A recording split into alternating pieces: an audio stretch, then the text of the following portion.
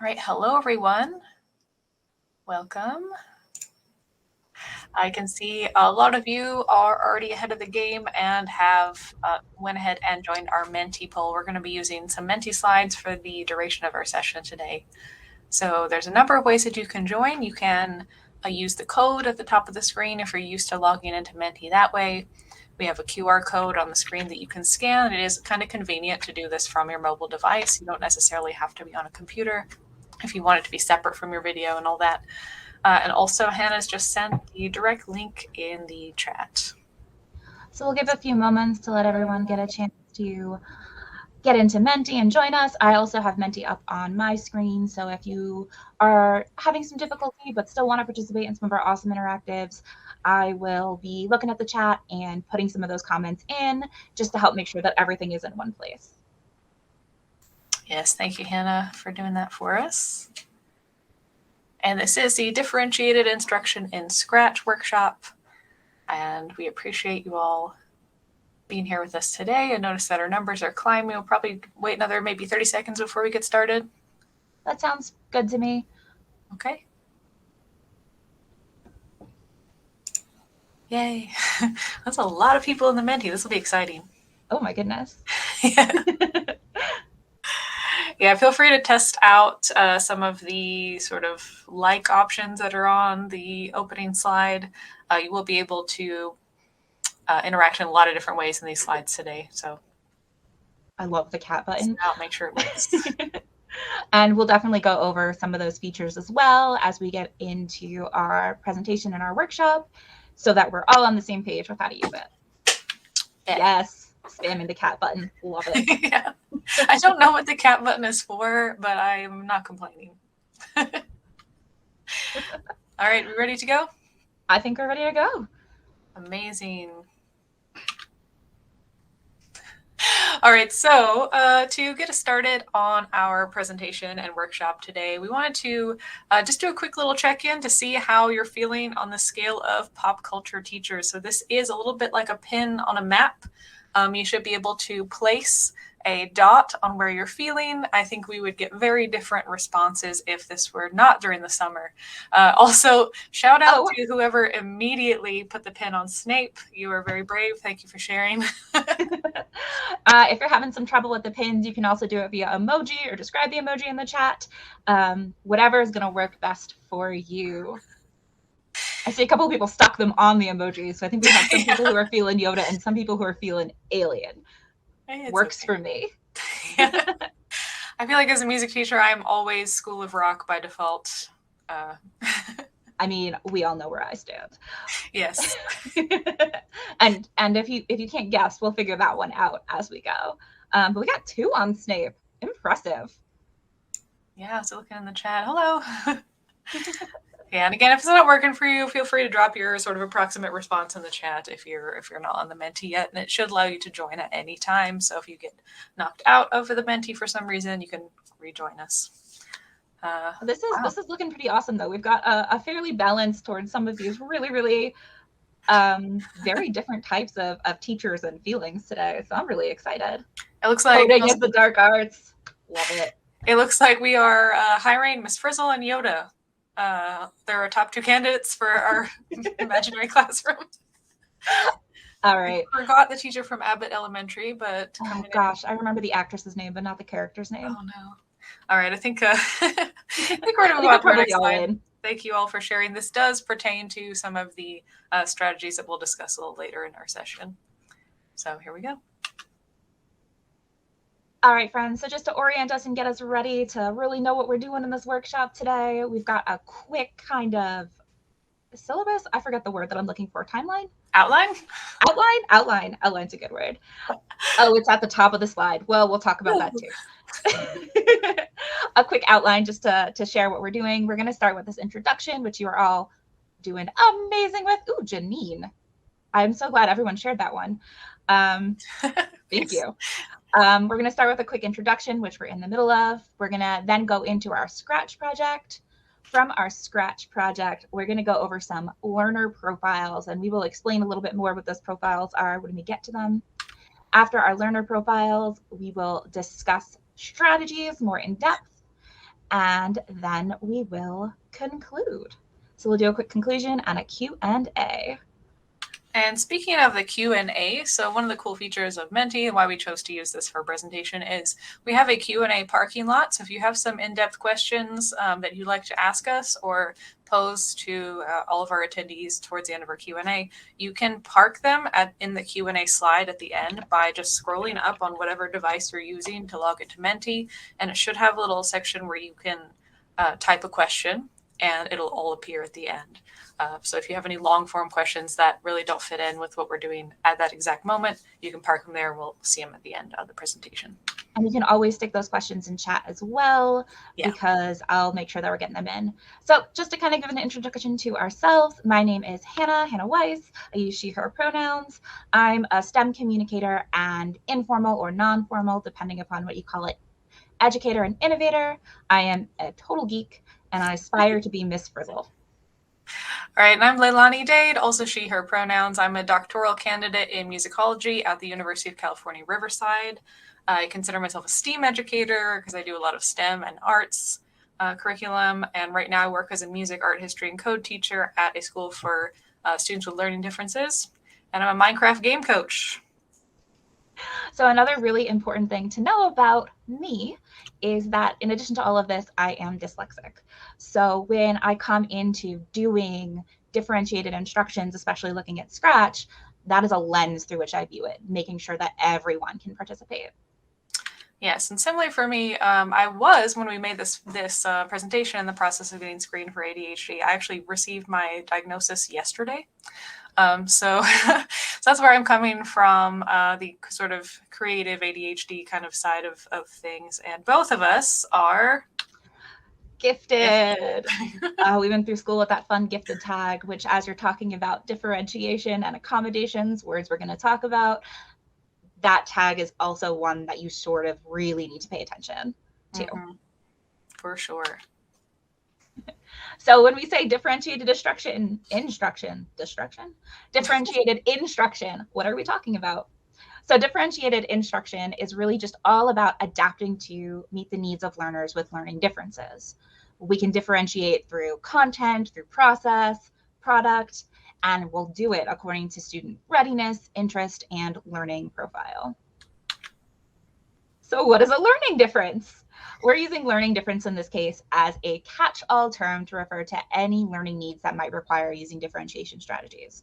So it refers to dyslexia, like we talked about, ADHD, like we talked about, also those gifted learners, but could also mean students with hearing differences, behavioral challenges, and even different linguistic backgrounds, ELL students. All right, so to get our conversation going, because this is a workshop, we would love to hear from you about what specific learning needs that you encounter most frequently. We know that a lot of you are coming from a variety of different backgrounds. Some of you are working in a traditional sort of school setting. Some are doing homeschool. Some are coaches. So we just want to hear just across the board the kinds of learning needs that you encounter in the environment where you plan to implement Scratch program. And I'm seeing some in the chat. So as we see them in the chat, I will make sure to get them in there. There may be some creative spelling. Ooh. Shout out to dyslexia. Yeah. Yes, of course. Yeah, I'm glad that there's one about low self-esteem. That's definitely a sort of a social emotional need that maybe doesn't get as much attention. Yes. Oh my goodness, Leilani, I can copy and paste from the chat. Yeah. This is mind-blowing. For sure. Yes, we're seeing a lot of repeating patterns here, which is good. Oh, I really love bringing up also different socioeconomic statuses, because that is definitely something that really does change how students and learners do in learning situations. Mm-hmm. Yeah, we also see one about engagement, and Scratch is one of those things that can boost engagement. We'll talk about how to do it, and hopefully hear some fun strategies from you all as well. Okay, we'll wait here maybe 30 more seconds. What do you think? Minute? I think 30 seconds is probably good. Yeah, we're getting a lot of responses. I'm seeing a lot of patterns show up, though. I'm seeing a lot of autism, ADHD, specific learning disabilities. Screen distraction. Well, definitely. Yep. I'm seeing a lot of like, we see all of these things everywhere and Yeah. insecurities. And these are definitely things that really do affect how learners are able to interact with content. Yes. If you have anything else you'd like to add, be sure to park it in the Q&A for us. We're going to go ahead and move on to the next slide. Okay, so our next question for you all, and this is more of a brainstorming question. So if you don't want to share with us on the Menti, maybe try to just jot this down in your notes or just think about it in your head. But what accommodations can or do you provide in your learning environment? And it's helpful to think of this question separately sometimes from the students that you have. And we'll talk about the process in just a moment. But thinking about the accommodations that you can provide is sort of like coming up with an emergency plan for your classroom. So the moment that a student with a certain learning need comes in, you already have a plan in place versus reacting to the students that you know you already have. That sort of thing. So yes, we're getting some good ones in here. Wait time, frequent breaks, offering choice. And I will say also, this is about what we can provide, not what you would ideally provide. I know as an informal educator, I would love to provide flexible seating. And the reality of the situation is just, that's not always something I can do. Sometimes you don't even know if you're going to have seats. It's kind of a toss-up sometimes. Yes, kinesthetic activities for sure. I'll also point out, if you were on the previous slide and still had your cursor in it, you may have to select go to slide at the very top of Menti. True. Yes. Good. Thanks for pointing that out. All right. These are looking good so far. Let's head on to our next slide. Here we go. So the reason that we want to go through both what we see and what we are able to do is that oftentimes you may have a really, really fantastic strategy in mind, a really wonderful lesson, and something changes and you are accommodating on the fly. So some really key things to keep in mind when you are doing that accommodation on the fly is, how much time do you have? Is this a 45-minute lesson? Do you have 10 minutes to prepare? Do you know your students already? It's not always true as an informal educator. How are your students doing that day? So we started our entire presentation off just by gauging the mood of the room. Mm-hmm. What information do you have about them, and what are their interests? All right, so we'll go through a couple useful strategies for gathering some of this information with warm-ups and temperature checks. And again, just to point out, Hannah and I both come from an informal environment where we would have a almost randomized selection of students every day. And so this was really useful for just getting a feel for the room. And you're never going to get all the information at once, but it can help you when you go to make some judgment calls about how to set up your class. So here's one strategy that I like, is a very simple sort of would you rather or this or that type question, and you can test it out here. One that I like to do very often is, would you rather explore oceans or explore space? And I love this question because they're very similar, but they have some very key differences. And, you know, having the chance for students to express some strong opinions in kind of a training exercise before they get to the code, where sometimes expressing very strong opinions can cause conflict. This is a good kind of warm up to see where they're at with debate. And I usually try. Sorry, go ahead. I was going to say, it also lets students kind of get that warm up to having an opinion and knowing it's okay to have an opinion about something that's kind of silly. Yeah, for sure. Yeah, so it's fascinating how close to 50-50 split we're at right now. Sorry, go ahead. This is also a really great, like, I know that I am someone who definitely explores space. That's where I want to be. Grew up on the ocean, not what I want to be doing right now. And Leilani, I know that you were, when we were getting ready for this, you were getting ready for the ocean. So it can be a good way to know also how you might want to group students together. But it doesn't necessarily mean that if they're in the same space, that's where they want to be. Yes. And also anecdotally, the theme of the warm-up question does tend to sort of percolate into the projects. So choose carefully. Next one. So this would not be a good idea for maybe elementary school students just because this is a very spooky theme, but we did this for y'all. We did this for you guys. So here's another style warm-up, and of course in an in-person classroom. This could look like a much more animated sort of discussion. Of course, we're in a virtual environment, but I would love for you to choose your favorite out of these fictional entities. Zombies, werewolves. Ooh. Whoa. Whoa. This can also be like a really, really great, I'm seeing some, it might be fine for elementary. I'm also seeing this is a really great movement break one because you can split it up into 4 and go into corners of the room and have a really great debate that way. So in a virtual setting, you can do it, and in a physical setting, you can do it. I did not expect dragons to be at the very top. I think we also suggested it with the image. Also, because Scratch involves creation of sprites and getting the kids sort of brainstorming about, I say kids, it could be adult learners as well, but getting them brainstorming about what sort of sprites or entities that they like may be helpful when they choose things like the protagonist or the villain in the game. They don't always have to have a game, but a lot of times platformer style does. Nice. This also could be a great way to put some voice and choice in choosing the project that you're doing as a class and as a group. Yes. Or if it's in smaller groups as well. So let's go to our next one. Okay, this is more of a content check. Of course, we haven't covered a lot of content yet, so just test this out and see how it goes. But it's always good to do these little periodic check-ins to see if they're doing great, okay, or I need help. This one is anonymous, which can be helpful if you need just a general feedback. I use Google Forms a lot for my students if they need to forward me any concerns so that I know who it is, but they don't necessarily know who's giving what feedback. And it can be nice to do this survey with a certain degree of anonymity so that they feel a bit more free to express themselves. Yeah. This also can be a great ticket into the door. I've seen teachers do this during lessons where they have different cards on the desk. We did also have a question in the chat. What website were we using for this? We're using Mentimeter. Mentimeter is a great resource for doing virtual learning, which I know Leilani can talk a little bit more about. Yes. I did drop the link in the chat again if we had anybody who joined late and wants to kind of get on board. Yes, and if you have questions about how to use Mentimeter in your classes, feel free to put that in the Q&A, and I'd be happy to talk more about the sort of the pros and cons at the end. All right, let's move along. So we have gotten a great chance to go over some wonderful kind of warm-up strategies and getting us ready strategies.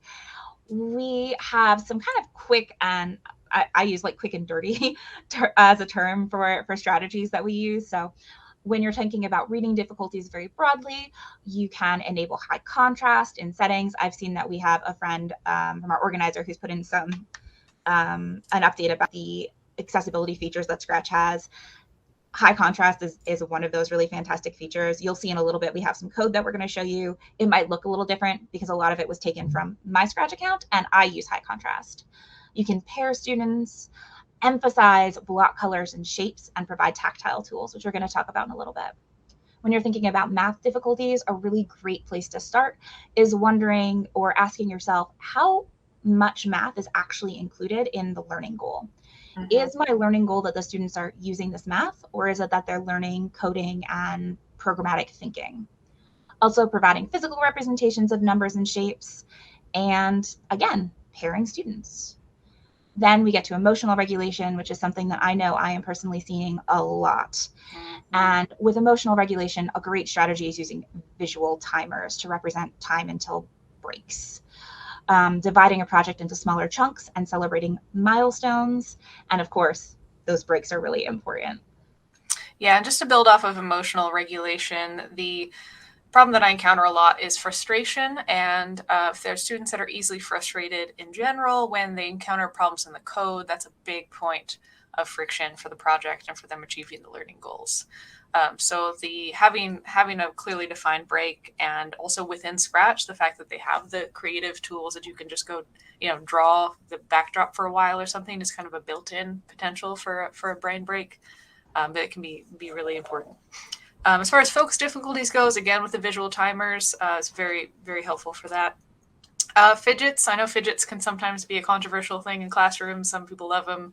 Some people, find that they're distracting, but they can be helpful. Physical breaks, as far as getting up and moving away from wherever the device is really important. And providing some tactile tools to support learning. We're going to give you some examples in just a second on that. For social difficulties, this is one that can be adjacent to emotional regulation, but can also look a little different depending on your students. So if you sense that the student might have some social difficulties, when they do pair coding or small groups, it is helpful to set up some really specific and defined roles, because all the students will probably struggle with setting that up on their own anyway. But a student with social difficulties may encounter unnecessary friction. So the idea here is not to remove all the challenges for them, but to remove any unnecessary obstacles that might get in the way of them getting to the challenge that you want them to undertake. And also providing them with a little bit of a prompt to get the discussion going, like an outline for what they should do right when they first meet with their group, can help guide the conversation as well. So I saw 2 really great comments in chat that I just want to call out, because it's really fantastic to say these things verbally as well as have them written. We had someone say that they really liked these strategies because there is a misconception that accommodations take a lot of time and resources, and that definitely is a misconception that exists out there. A lot of accommodations and changes you can make will make a world of difference for one student and don't take you much time. Yeah. We had another person in chat share that they have students that give themselves like little golf claps, which is great because it's a great way to celebrate that you've gotten something done and it's not super distracting. I also use sign language applause. Yeah. And I grew up in a house that signed, so ASL is something that ends up in a lot of my gestures. When we're talking about tactile tools, just to get ourselves back on track here, when we're talking about tactile tools, one of the best that we found is just physically printing out the blocks and laminating them, because kids are still kids. But it's a great way to allow people to move things around and experiment with things in a physical way, which can sometimes make it feel more real than coding can feel. It also is a really wonderful way to introduce new code. So if you're introducing a new block or a new, I don't know the word I mean, ability? Yeah, sure. a new ability. That's really, yes, I'm going to drop the link in chat. Absolutely. And I'm going to drop that link in chat right now. This is one of the best resources that I have found. So I use this site frequently for that. But there are other ones that exist out there as well. Yeah. Yeah. And also I want to point out that, some of these things do take time to cut out and laminate and set up. So all these accommodations, they are a little bit time consuming, like as was mentioned before, but I do find over time they save so much time as far as the fallout of not having them, or of, students losing their emotional regulation, things like that. So we have a question in chat about would everyone get their own blocks, and I teach over 400 students. That is one of those things where teacher to teacher, it's going to vary. I know when I taught, I had a set of 3 or 4. Some students used them, some students didn't. Yeah, and if you're doing it for that many students, part of the process could be them building them too. I don't put a child in charge of a giant laminator, but there are some other ways to do lamination and to set them up, and they can take part in that. That might save you some time as well. Let's talk about code buddies. So we talked a little bit about pairing students and making sure that we have code buddies, but as you're choosing code buddies, someone dropped a link in chat to, I think, an official Scratch coding cards. That's awesome. Yay. Did not know those existed. It's really important to carefully choose who's going to match.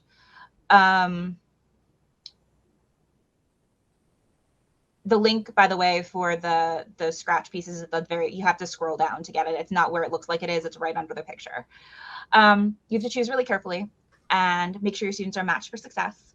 You can also really think about how students are going to be working together. They can collaboratively do a project, or they can do the project in parallel, 2 separate spaces working on a project but able to support. And also really making sure that there are clear roles for each partner. For sure. All right. Hannah, would you like to tell us about our process?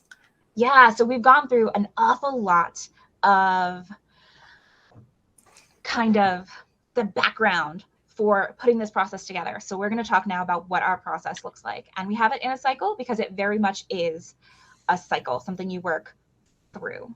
So step one is really just, what are the project elements? What is the project you're doing? What are the pieces they're learning? And what are the parts that go together? Okay, so step two is identifying the student needs. So the student needs could be anything that we've mentioned before, also some things that might not have been our slides, but being able to identify that separate from the project elements is really helpful for step three. It's really important to match those needs to the accommodation. So it really is a cycle that you go through. Start with project elements, identify your student needs, and then match those needs to accommodations that you can provide. And this is in some ways the most important step. Oops, and we're going backwards. Adapt and adjust. Adapt and adjust, because it's all well and good to think that this is going to work perfectly every time, but it's really not. You're probably only going to be able to identify a few students at a time. Some of the calls you're going to make aren't going to work. The students are going to come in a little differently from day to day. And so taking time to adapt and readjust and restart this cycle, going back to say, the project actually had a little bit more math than I anticipated. I didn't prepare blocks or anything for them to use, any tactile tools. So tomorrow or for the second half, I'm definitely going to go find those. And it helps to organize in your mind these 4 steps, because sometimes it can feel like a pasta of just a ton of tasks to have to do and rush before the learning experience starts. I'm going to let you have this one, Hannah. I gotcha. As always, just like a really famous bus driving teacher said, take chances, make mistakes, and get messy. Yeah, we like this show about transportation. And fantasy. Yes. All right, friends. So from here, we're going to have a chance to do some code. We have picked out a project that we would love us to get a chance to explore together. You can check out, Tinkercad. Tinkercad's really fun too. You can check out that code by following the QR codes that we have above, or I've dropped the links in the chat. We have 2 options here. Oftentimes a great way to provide some differentiation strategies is to provide a lot of options. So you can play around with the completed code if you'd like, or with the starter code and put it together. Yes, and also we did 2 extremes because we figured for you all, you probably would want to either assemble it yourself or just look at the completed code and customize it a little bit. For your students, there might be a third option. You might have, level 1, 2, and 3, A, B, and C, partial completion, sending out completed code for students who added to the class late or just got there and are missing some of the early things that were necessary to do the lesson is a great way to keep them included. So this is a strategy that you can implement for differentiation, having multiple copies of the same project, and just being conscientious about how you send out the links, because we all know if you send them all out to all the students, they'll sometimes pick the one you didn't intend for them to pick. So we definitely had someone in chat also say it's called exploded code. Yeah. It can be. I have had using that term backfire, but it certainly can be called that. Yes.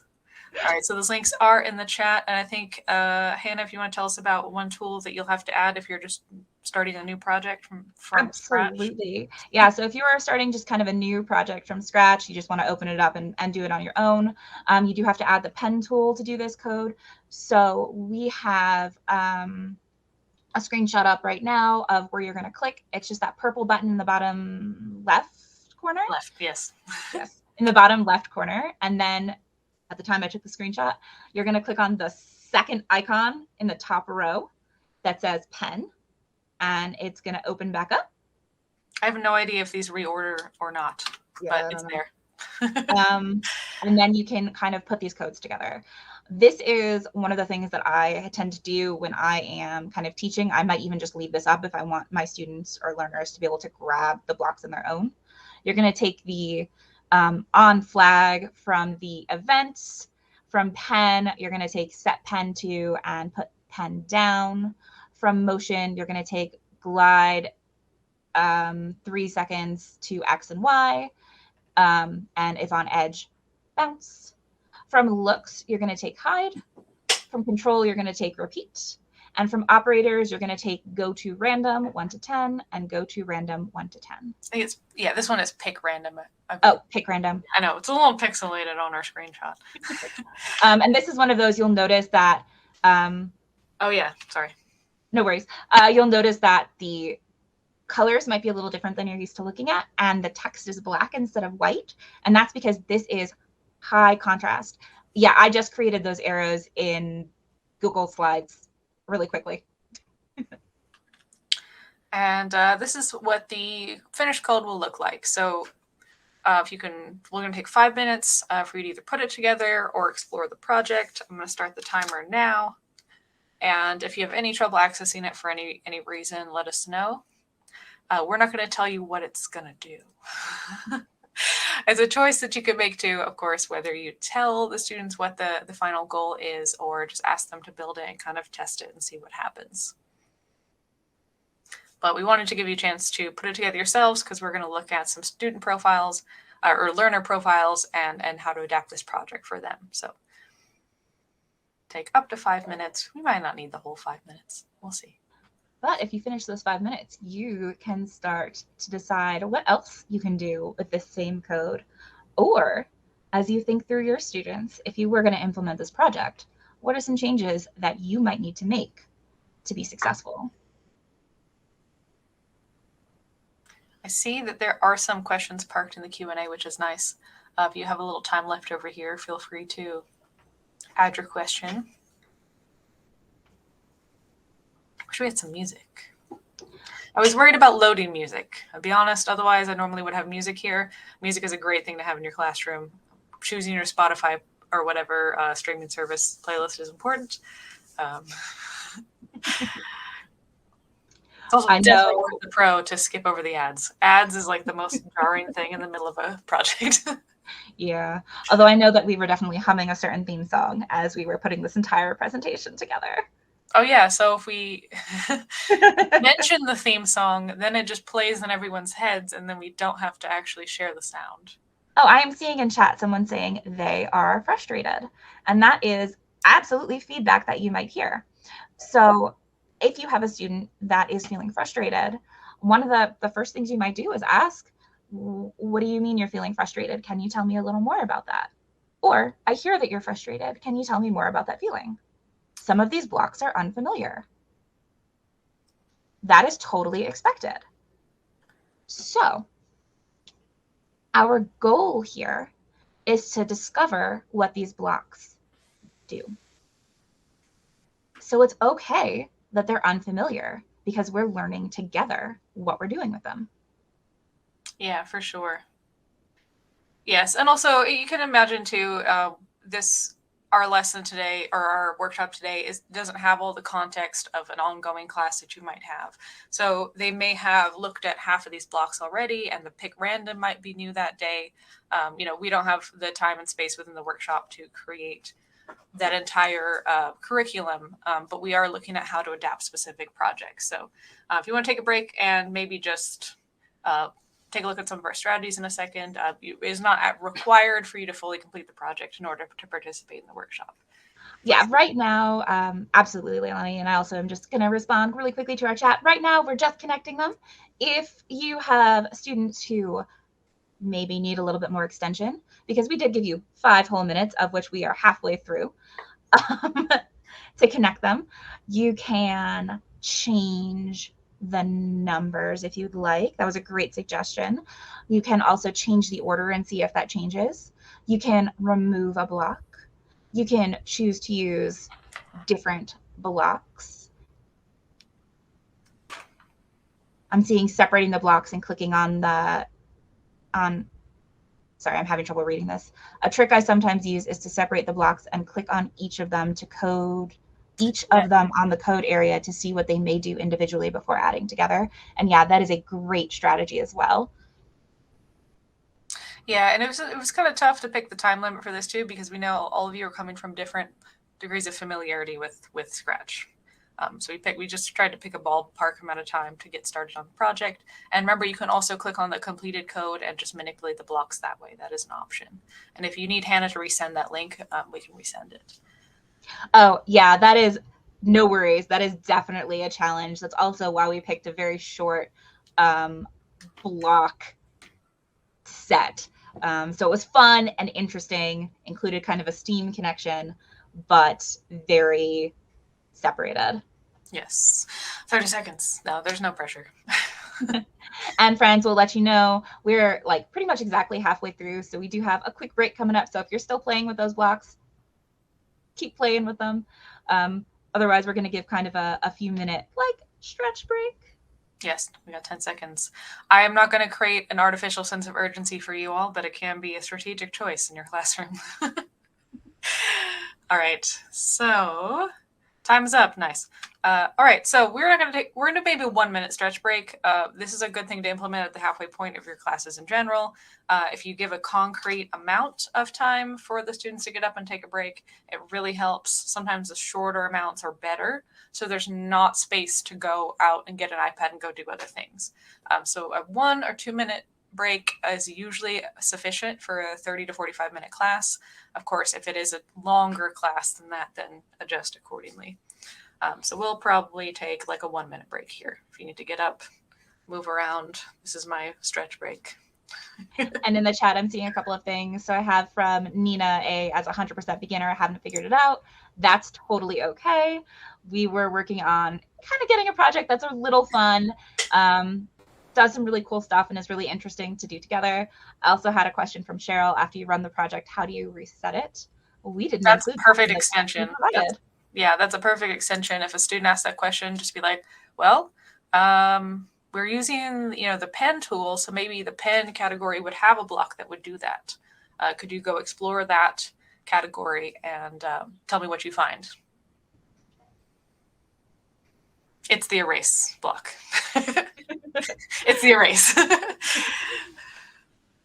Okay. Can I get a thumbs up in the chat if we feel like we're all ready to move on to our next?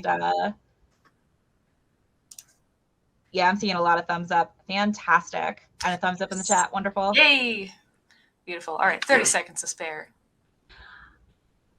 Want me to get started on this? Yeah, you do a fantastic job. All right, so we created 4 learner profiles, student A, B, C, and D. These are definitely not, based on the image of a show, the images from a show. Transportation and services.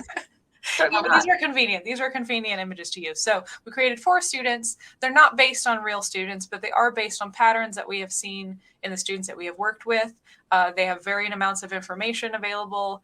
Sometimes you have access to the student's files, sometimes you don't. So this is just a arbitrary collection of students that we thought would be interesting to explore accommodations for. So here's our first one, student A. So student A, who we totally don't know their name, even if we do happen to know it in canon. Not at all. You know that they have a diagnosis on file of dyslexia. You've observed that they tend to avoid reading text out loud. They struggle with color coding. They use text-to-speech often. And from some of our warm-up activities, you know that they really love science and video games. Our second student is student B. We're just going to give you an overview of all of them, and we'll talk about each student individually in just a moment. So for student B, you kind of have the idea that they're undergoing some screening, maybe for autism spectrum and ADHD. You do know for sure that they're frequently chatty with their neighbors. They have very big feelings on the happy side and the maybe not so happy side.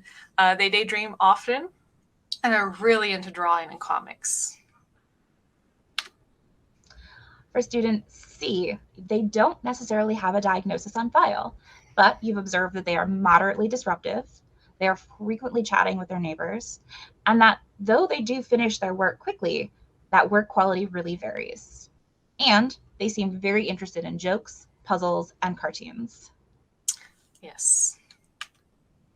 And student D, we don't necessarily have a diagnosis for this student either. They're undergoing some screening that's been inconclusive so far, but you do know that English is not spoken at home.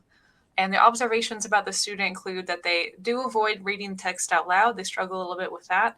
They seem to complete work within the time given. You know that they've expressed a lot of interest in music and food, but part of the thing about them maybe not having English as a first language is creating a little bit of a communication barrier. So you might not have been able to observe or gather as much information as you would for the other students. So this list is a little shorter for student D. So friends, we would love to hear from you in the chat. What are some accommodations or modifications that you might recommend for our first student? Their information is still up on the board or screen, as is the kind of completed code, so we have an idea. If this student were a student that you had encountered, what might you do? You can refer back or think back to those quick recommendations we provided, or things that we've done in the past, or things that you've done in the past. But please just drop those comments in chat and I will read them out as we get them. Yeah, and we can't really do unmute because I just realized we're not on Zoom. So we'll have to just do the chat for now. And also keep in mind that process we described. So we identify the project elements. So you can look at the project that's up here. We have some pen tool. We have a little bit of numbers. I don't know if it really counts as math. You kind of decide on that. We have some loops. Like, what are the elements that are in that project? What are the needs that the student has or may have? Because a lot of times you have to guess based on limited information. And then what match would you provide as far as accommodations or modifications? And just to clarify something very quickly, modifications is modifying the project a little bit, and it's a little bit different from accommodations. But for our purposes, we're just going to lump them all together to keep things moving. Go ahead. What does it mean by color coding? So you may have noticed that this is a student that is having some challenges with using different colors, or if you're saying that something is in a red folder, they're maybe not having an easy time with connecting that. So I'm seeing code with a friend as one person reads through, their code partner embodies what the code should be doing, like physically moving. I'm seeing text-to-speech feature, highlight feature, high contrast, using a text-to-speech rule tool for the blocks like app writer, parallel programming, visual steps. You can also think about, are there any students from our student profiles that might be a good pair for this student? Mm-hmm. Let's share a little bit of what we prepared and found work really well for us. Go ahead, Hannah. So a lot of our suggestions were things like color mode, high contrast, something that we have been demonstrating throughout and which was brought up, making the text larger, recording sound effects. If this is a student that is having some challenge with reading out loud, sometimes making those sound effects on your own would be great. Using placeholder sprites to define limit values is a fantastic idea. Having a code buddy and also really being flexible in what that end product might look like. Yep. All right. So we're going to move a little bit more quickly through the rest of these students. This is our first one. So we created a sample project that a student with this profile might create. And if you want to scan the QR code or check the link in the chat, you can take a look at this. I'm gonna stick the link in the chat at the very end once we've gone through all the students with our studio that has links to all of the students, so you can see these different fantastic coding projects. Yes, yes. And I would like to just turn over to Hannah to describe something that's dyslexia specific regarding loops and duplicate features. So some big challenges that I have are loops can sometimes be very, very confusing to me. And so one of the things that I've been really successful with is, it may not be the most efficient code, but just repeating values is really, really helpful in getting the same thing done. And I can find a lot of trouble with finding blocks in the side, to the degree that even doing this project, Leilani had to remind me, Hannah, duplicate, just to kind of remind me that like I can repeat and I can copy blocks over without finding them again. Yes, and again, we're just trying to remove unnecessary barriers so that they can focus on the main challenge. Want to tell us quickly about student B? So real fast, we're gonna put in some accommodations that you might suggest for student B. What are some things that you have found helpful for students who may be similar to this one or a little different? What are some ideas that you have? We can probably pause here just long enough to get a couple responses, because I do want to give us plenty of time for a Q&A at the end. What are we seeing in the chat? I'm seeing use Paint to create a custom background. Perfect. Small tasks. For young coders, they can walk to understand a loop. Brain breaks. If you want to sound fancy, you can say unrolling your loops.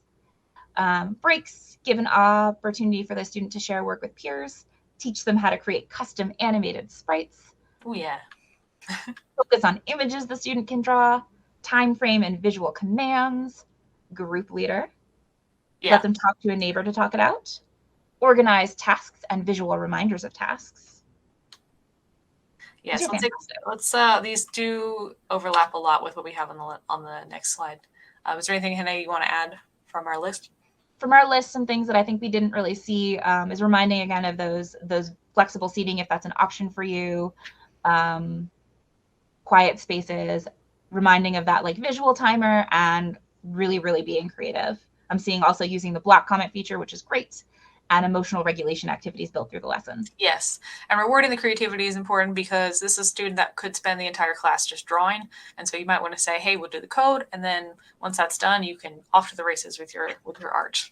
And that's what I tried to simulate here.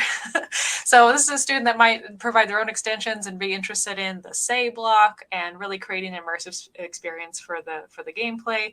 I will say that like I included a typo in the block on purpose. This may happen, and you can choose whether having perfect diction or spelling is part of the learning objective, or if you want them to focus on that maybe in the debrief at the end when they do their presentation and less while they're actually coding. But we did make a sample project with a student, which you can check out there. And let's move on quickly to student C. So student C, remember, is moderately disruptive, but with no diagnosis on file. What are some accommodations or modifications you might suggest for this student? Who might you pair them with in our 4-student profile? Well, waiting for some of the responses to roll in. This also pertains to student A. Sometimes you'll be the first person who'll notice something that maybe the other adults in the child's life haven't noticed yet. Like student A may have some color blindness issues. And sometimes that stuff does get brought to the attention of their counselors and things through these projects, through the project-based learning. And for student C, we can maybe think maybe they're gifted, maybe they might have the disruption could be, relating to something else that, you might not know about at home. All these things we can think about, but we don't have definitive answers for. So I'm seeing making a storytelling project in Scratch. I'm seeing rubrics to really help work quality be consistent. I'm seeing challenge them. Absolutely.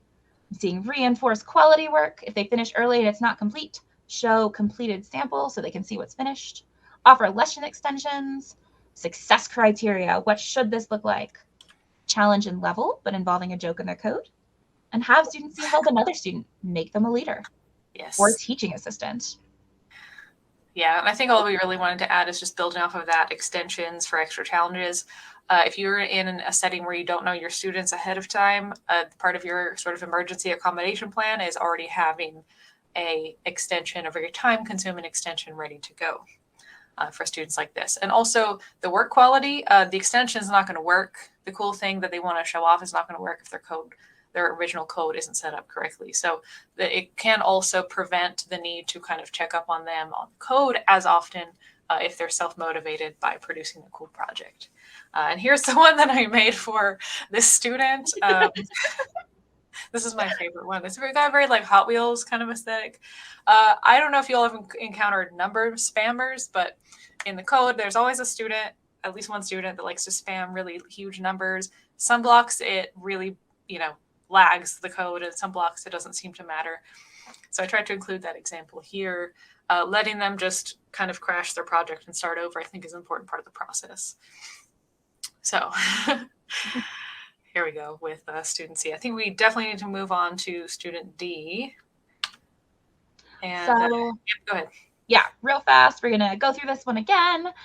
What are some accommodations or modifications you might recommend for this student? I'm also seeing number spamming starts since kindergarten with ScratchJr, which absolutely does. It can be delightful. It can be delightful.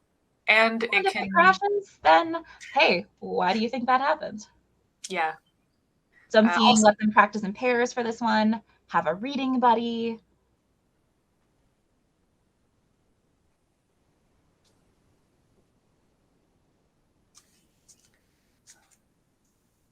Oh, let's see. I can't see the chat. Let's move over here. I've never heard the term number spamming, but I'm glad you're welcome. That behavior. You're welcome. Yeah, and it's good to address it before they get to the sort of text-based code. It's good to just address it, let them experiment with it. Math art is a good redirect, giving them a math art project like this where the consequences are not that high and it can make the pen do kind of unpredictable things. It's a good time to do a sandbox number spamming moment. So with this, I'm seeing incorporating music into lessons for recall and lesson understanding, give them one-on-one time, allow them to use Scratch in their first language.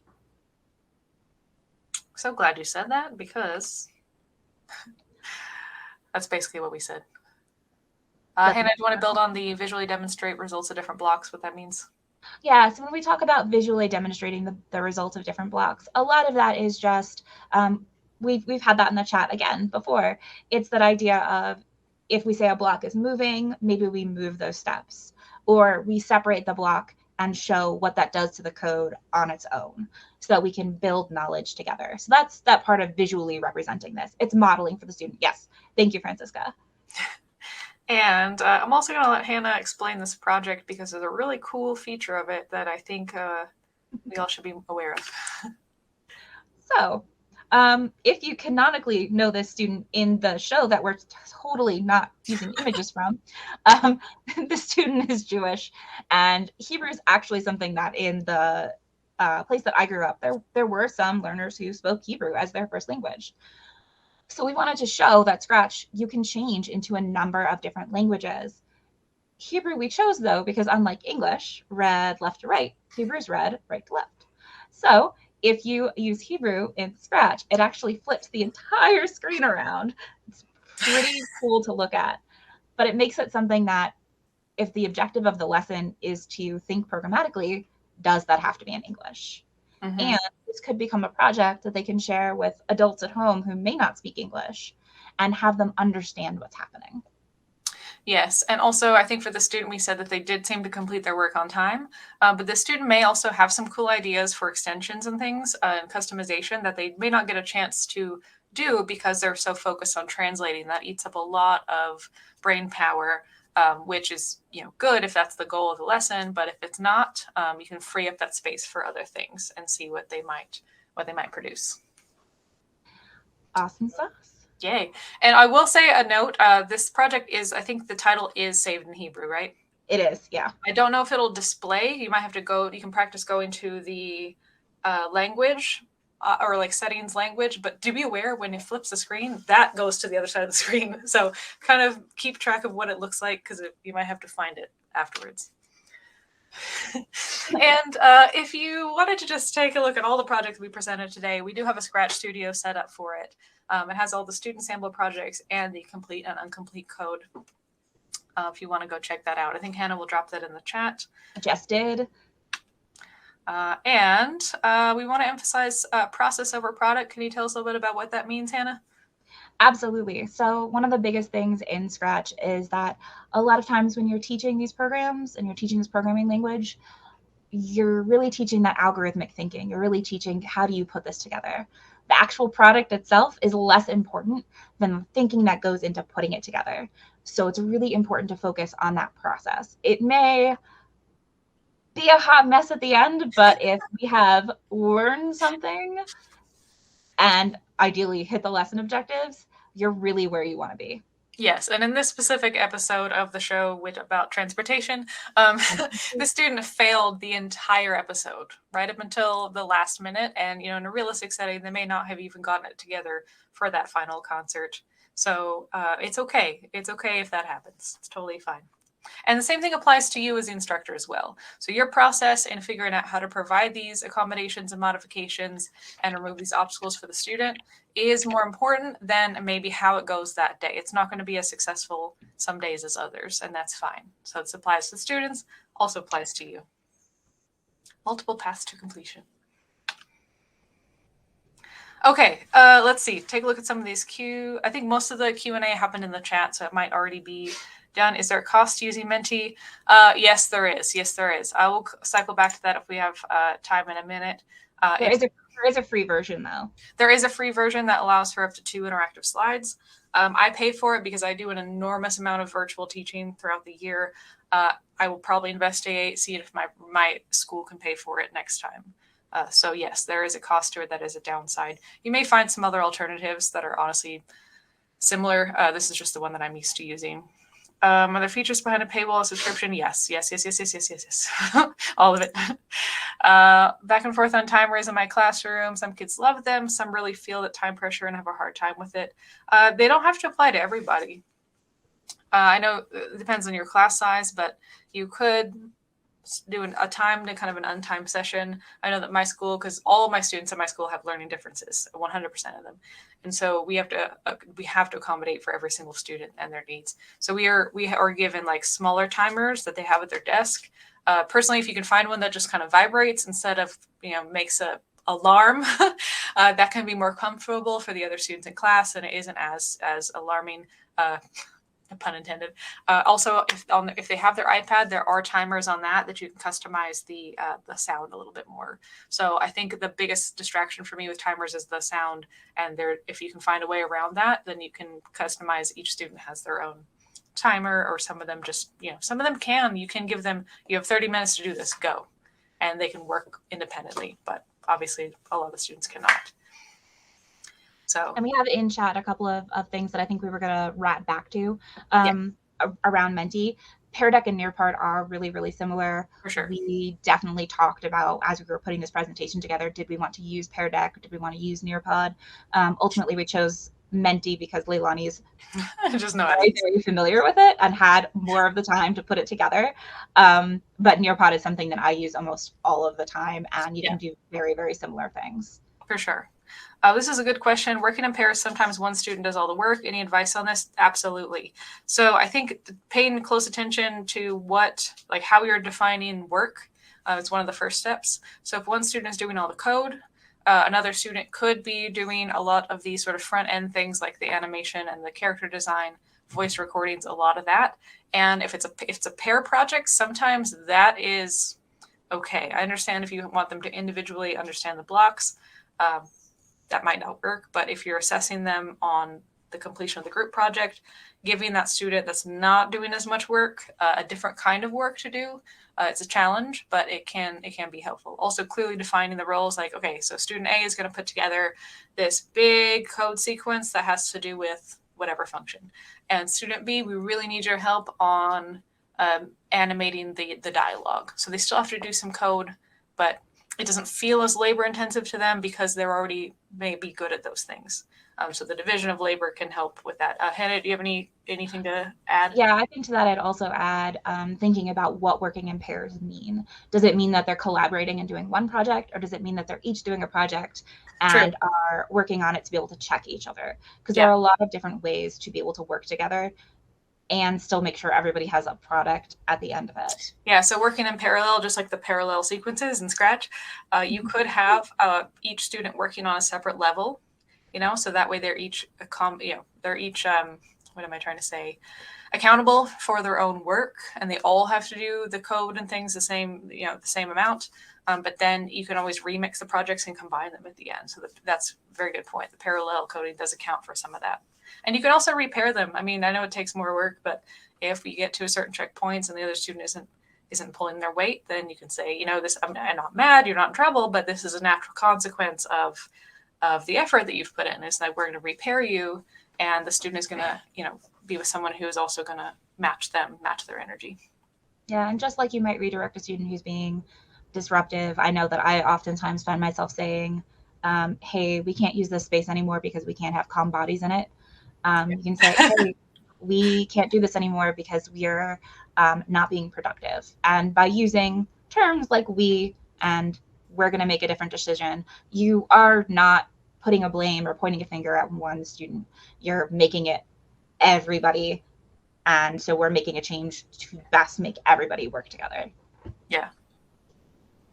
All right, we got 2 minutes to spare. So here's our contact information. If you have any more questions that you didn't get a chance to ask today, or just kind of want to see what we're working on in terms of STEM and STEAM education, these QR codes will take us to the LinkedIn.